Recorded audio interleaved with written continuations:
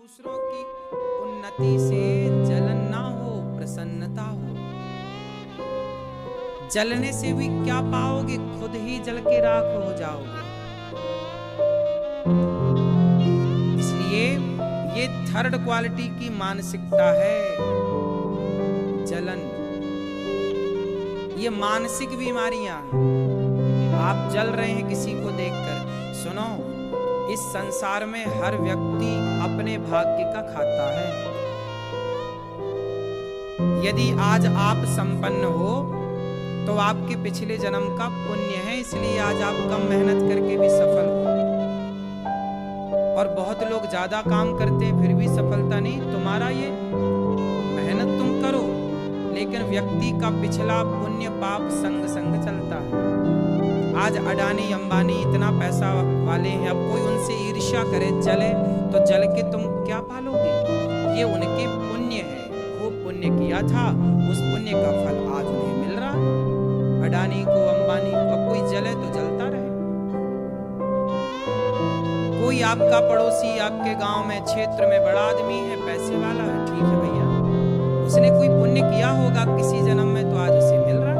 आज वो घमंड में है, आज वो गलत कर रहा है, उसका फल उसे आगे मिलेगा। पैसा पाके प्रभुता पाए काय मद नाही, पैसा पाके घमंड है, उसका फल भी उसको मिलेगा, माइनस होगा वो, लेकिन अभी तो पिछला भोग ही रहा ना आनंद। इसलिए आपको जलन नहीं रखनी चाहिए। क्यों व्यर्थ में अपना मन जलाओ, क्यों अपना खून जलाओ? खुश रहो। जो व्यक्ति दूसरों की प्रसन्नता को देख के खुशी मनाता है, उसके जीवन में भी खुशियां आती हैं। और जो दूसरों की खुशियां देख के जलता है, भगवान बोले अच्छा तू लायक नहीं, तुझे प्रसन्नता ही नहीं हो रही है। लक्ष्मी को देख करके प्रसन्नता होनी चाहिए, घमंड नहीं होना चाहिए, ईर्ष्या नहीं होनी चाहिए। ये मानसिक बीमारियां हैं।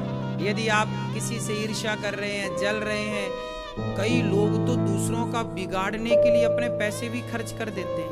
ले भैया पैसे ले ले, जरा उसका नुकसान करे, जा। तुम्हारी 7 पीढ़ी तक उसका दंड तुम्हारी पीढ़ी को भोगना पड़ता है। समझ रहे हो? बाप का किया गया अच्छा बुरा बच्चे को भी मिलता है। सही है कि गलत है? कुछ चीजें तो बाप का पाप पुण्य बाप भोगता है, बेटे का पाप पुण्य बेटा भोगता है, पर कुछ चीजें बाप का बेटा भी भोगता है और उसका पूरी पीढ़ी दर पीढ़ी भोगती है। जैसे आपने गौशाला में आग लगा दी, माना कि आपने किसी गौशाला में आग लगा दी, गौशाला जल गई और गाय जल के मर गई। किसी के घर में आपने आग लगा दिया, किसी का घर जल के राख हो गया। किसी के खेत में आपने आग लगा दी, उसकी फसल जल के राख हो गई।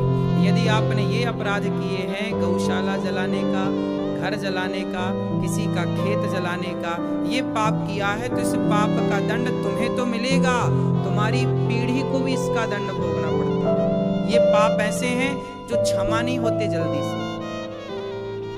कुछ पाप ऐसे हैं जो जल्दी से माफ हो जाते हैं। चलो हमने चोरी कर ली, अच्छा भैया ठीक है, अच्छा कोई बात नहीं, आगे मत करना, ये क्षमा है।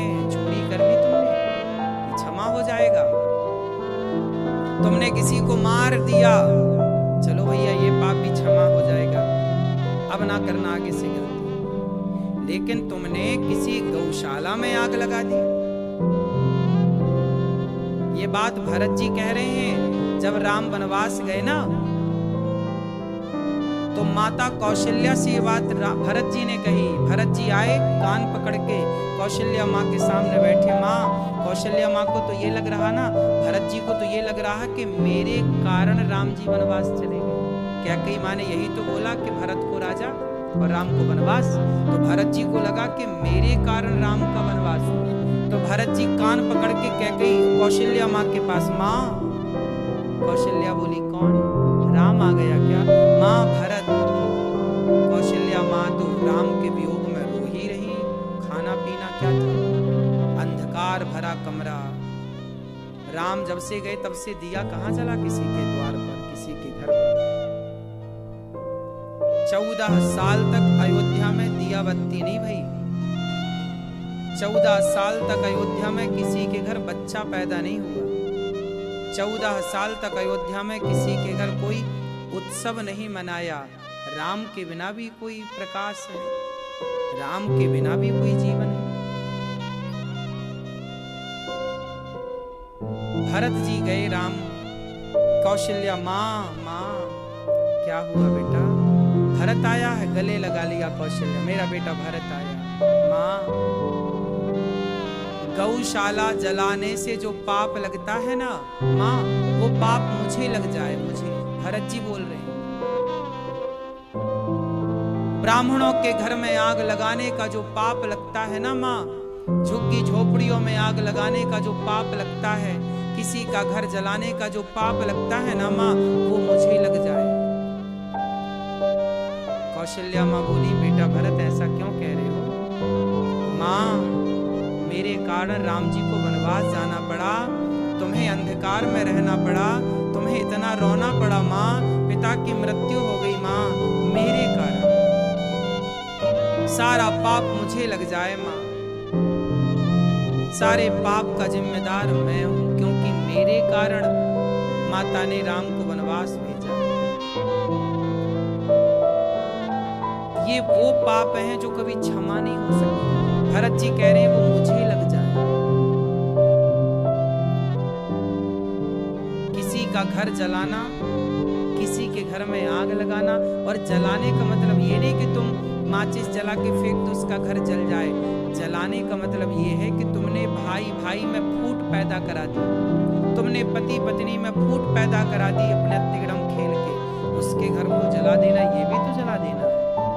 आपने किसी बसे बसाए घर को, भाई भाई का प्रेम अच्छा था उस घर में, और तुमने फूट डाल दी, भाई भाई के प्रेम में आग लग गई, ये भी तो घर जलाना है।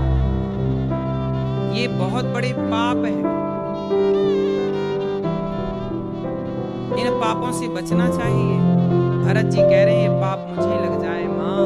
तब कौशल्या माँ ने कहा, बेटा भरत, मुझे विश्वास है कि तेरे मन में जरा भी खोट नहीं है बेटा, ये तो होनी थी हो गई, तू ऐसा मत बोल। माँ, मैं राम को लेने चित्रकूट जाऊंगा। फिर भरत जी चित्रकूट गए।